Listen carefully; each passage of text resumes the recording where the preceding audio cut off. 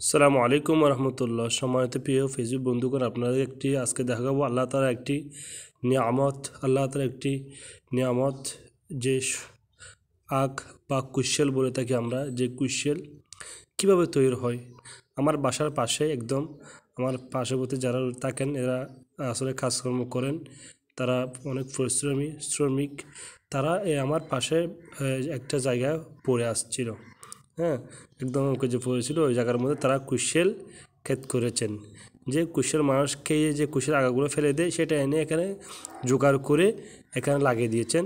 দেখতে পাচ্ছেন আমরা সেই কুশেল গাছ থেকে, সেই কুশেলের মাথা থেকে তারা এনে এখানে রুইছেন এবং পরিশ্রমের মাধ্যমে তারা এগুলো এখানে রোপণ করেছেন।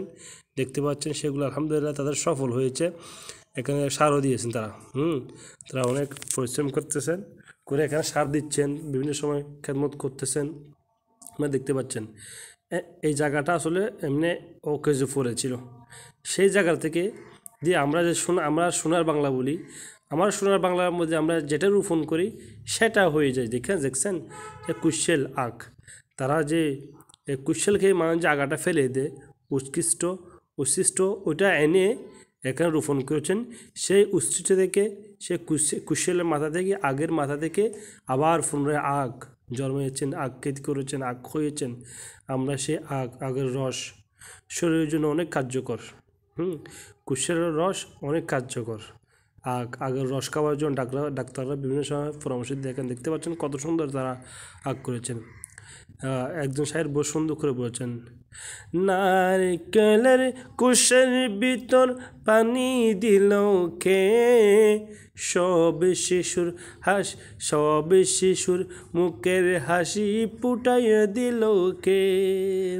এসব কিছু খোদারি দান, এসব কিছু খোদারি দানে নবীর অবদান, যার নামেতে বাঁচিয়ে আসে বিশ্ব মুসলমান, যার নামেতে বাঁচিয়ে আসে বিশ্ব মুসলমান। জানো কি জানতে পারো, বুঝো কি বুঝতে পারো, জানো কি জানতে পারো, বুঝো কি বুঝতে পারো। এই গভীর রাতে নীল আকাশে প্রদীপ জ্বালাই কে, সাত সকালে পূর্ব দিকে সূর্য উঠাই কে।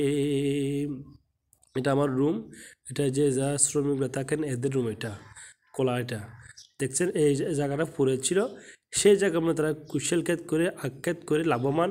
তারা নিজেরা খেতে পারবেন না, নিজেরা খেয়ে আরও কুড়াতে পারবে না, এবং আরও বাহিরে বিক্রি করতে হবে। এখানে সাথ দিচ্ছেন, তারা অনেক পরিশ্রম করতেছেন। আল্লাহ পাক যেন তাদের এই হেলমতকে, সেই আল্লাহ পাক যেন হেলমতকে কবুল করে নেন, এখান থেকে যাতে ভালো ভালো কুশেল আখ হয়।